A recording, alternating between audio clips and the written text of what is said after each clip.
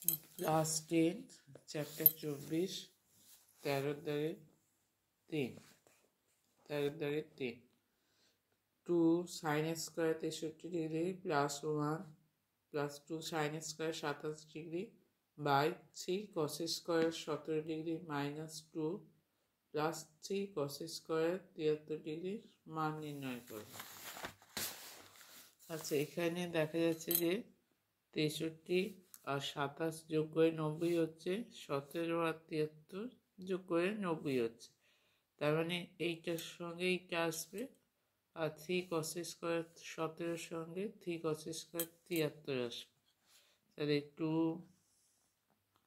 sin square 63 জায়গায় কি লিখবো, 90 মাইনাস 27 প্লাস sin স্কোয়ার 27 সঙ্গে এলো 2 sin স্কোয়ার 27 ডিগ্রি প্লাস 1 যেমন আছে থাকছে।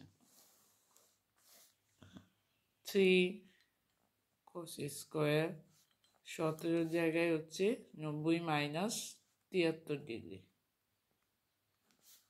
Plus 3 cos square 73 degree minus 2।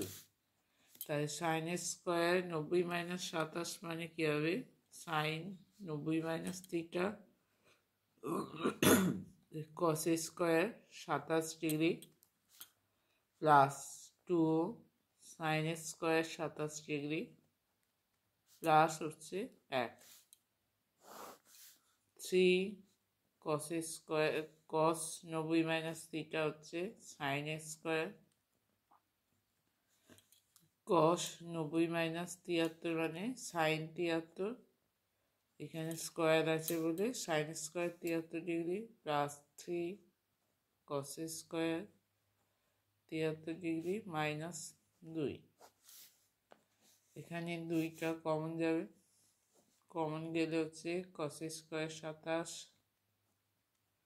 Plus sine square 27 plus 1 by 3 common যাবে, sign square 73 plus cos square 73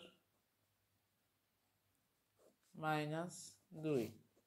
এর মান কত, sine square theta plus cos square theta 1, 2 গুণিতক 1 প্লাস 1, 3 এর মানও 1, 3 গুণিতক 1 minus 2 sine square theta plus cos square theta হচ্ছে 1।